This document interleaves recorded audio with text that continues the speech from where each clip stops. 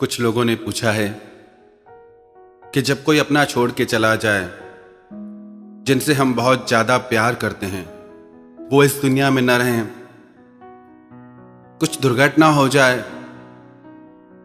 हमसे अलग हो जाएं, तो उनके बिना जीना बेमतलब सा लगता है, बेमानी सा लगता है। इस बात में हम कैसे माने कि जिंदगी में अब कुछ अच्छा हो सकता है। बहुत तकलीफ होती है जिनसे हमने सबसे ज्यादा प्यार किया, जिनको अपना सब कुछ माना, एक दिन वो लोग हमारी जिंदगी में न रहें तो जीना असंभव सा लगता है। ऐसा लगता है कि हमारे जीने का भी कोई अर्थ नहीं। अब एक स्त्री महात्मा बुद्ध के पास आई। उसका एक ही बेटा था, जवान बेटा, और उसने उसे ही अपने जीवन का आधार मान रखा था। अपने बेटी की मृत्यु से, जो उसके लिए सब कुछ था, उसकी मृत्यु से वो बिखर कर रह गई, टूट कर रह गई। महात्मा बुद्ध के पास आई और कहने लगी कि मैंने सुना है आपको भगवत्ता प्राप्त हुई है, आप में दैवीय शक्तियां हैं, तो आप मेरे बेटे को जिंदा कर दीजिए। मुझे और कुछ नहीं चाहिए। अगर मेरा बेटा जिंदा नहीं हुआ तो मैं भी मर जाऊंगी इसके बिना। आपको जो चाहिए मैं दूंगी, पर मेरे बेटे को जिंदा कर दीजिए, कुछ भी कीजिए। वो स्त्री महात्मा बुद्ध के चरणों में गिर के निरंतर रोती ही रही कि आप मेरा दुख दूर कीजिए, मेरे बेटे को जिंदा कीजिए। महात्मा बुद्ध ने उससे कहा कि ठीक है, मैं तेरे बेटे को जिंदा कर दूंगा, पर उसके लिए तुझे एक काम करना होगा। वो बोली, मैं कुछ भी करने को तैयार हूं, कितना भी कठिन काम क्यों ना हो। तो महात्मा बुद्ध बोले, बहुत कठिन नहीं है, पर देख तुझसे होगा कि नहीं। वो बोली, आप बताओ तो सही, मैं अपने प्राणों की बाजी लगा दूंगी। महात्मा बुद्ध बोले, ठीक है, एक काम कर, किसी ऐसे घर से भिक्षा लेके आ, भोजन लेके आ, जिसके घर में किसी की मृत्यु नहीं हुई हो, कोई मरा ना हो।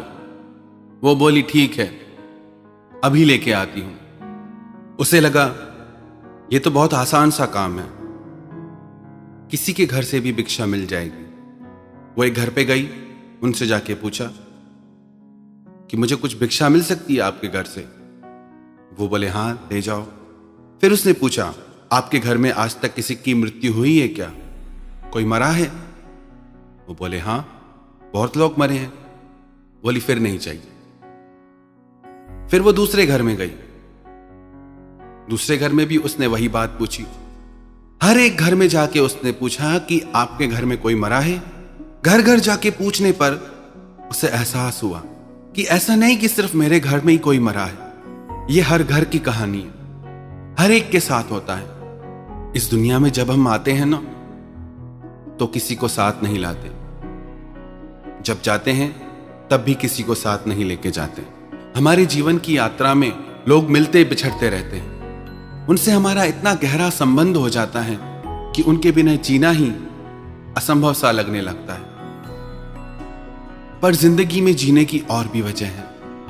यह बात सच है कि किसी इंसान की जगह कोई नहीं ले सकता, पर याद रखें, हर एक इंसान की अपनी जगह है।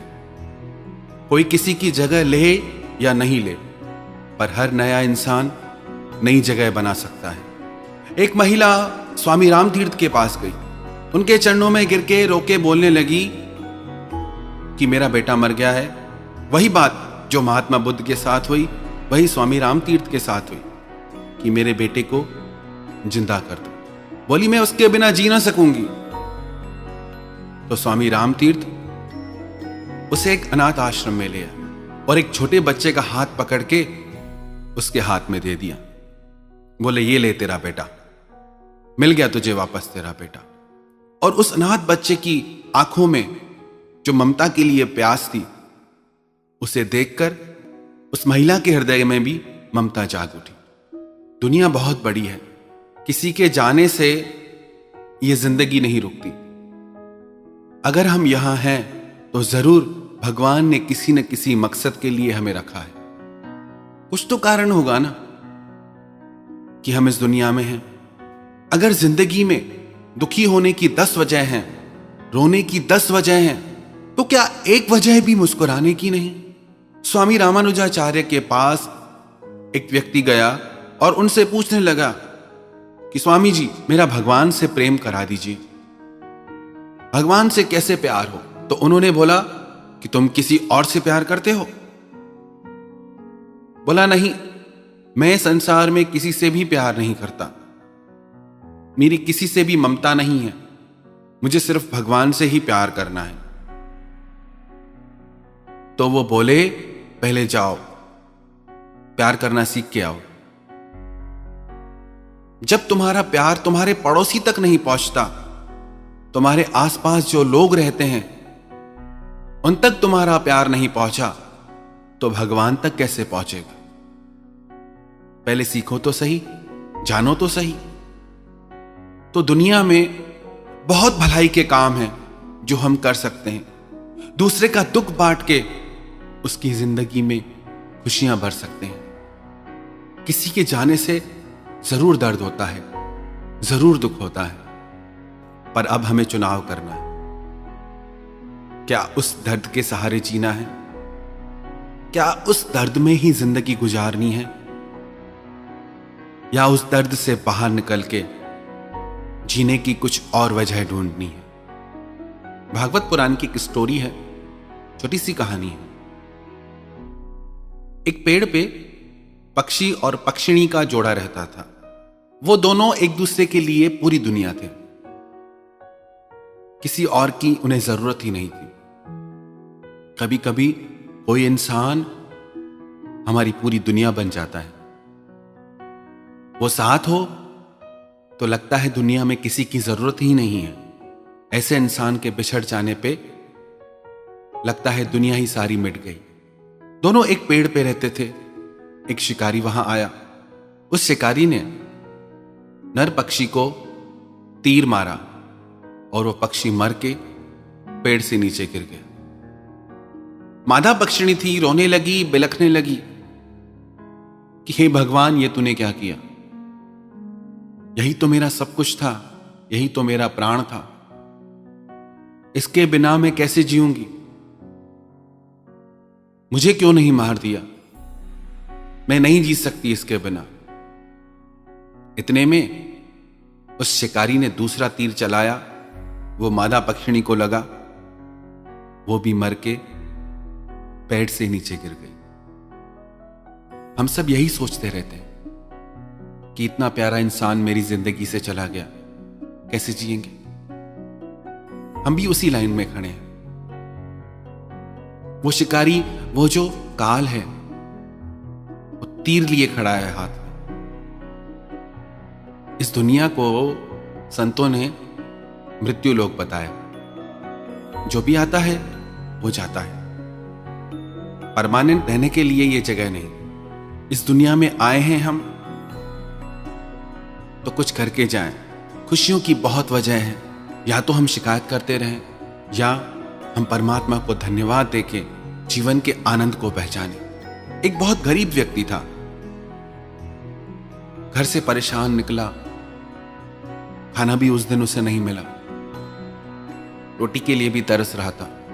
कड़कती धूप पड़ रही थी और उसके पैर में चप्पल भी नहीं थी। वो उन लोगों को देखने लगा जो बड़ी बड़ी आलीशान गाड़ियों में गुजर रहे थे। ऊपर देख के परमात्मा से शिकायत करने लगा कि वाह भगवान, क्या तेरा इंसाफ है। एक ये लोग हैं जो इतनी बड़ी गाड़ियों में मजे से घूमते हैं, और एक मैं हूं जो मुझे कुछ खाने को भी नहीं मिला है, चप्पल तक नहीं मेरे पैर में, इतनी कड़कती धूप में नंगे पांव चल रहा हूं। तुझे मैं ही मिला एक। ऊपर की ओर देख के अभी ऐसे सोच ही रहा था कि उसकी टक्कर एक व्यक्ति से हुई।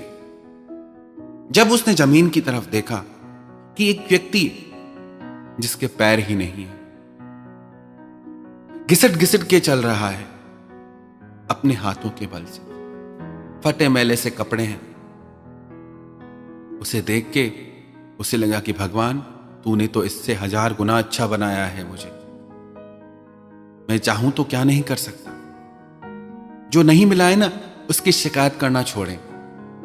जो मिला है, जो है आपके हाथ में, उसकी शक्ति को पहचानें। जिंदगी का एक पल भी अगर आपके हाथ में है ना, तो याद रखना पूरी दुनिया आपके हाथ में है। सब कुछ आपके हाथ में। जिंदगी है तो सब कुछ है। आप यहां हैं, माना आपके साथी जिनसे आपका प्यार था वो इस दुनिया में नहीं है, पर याद रखें वो जहां भी होंगे, अगर उनकी याद में तुम यहां दुखी होते रहोगे, तड़पते रहोगे, तो उनके दिल को भी दुख पहुंचेगा। अगर वो तुमको यहां प्रसन्न और खुश देखेंगे, मुस्कुराता देखेंगे, तो उनकी दिल को भी खुशी मिलेगी।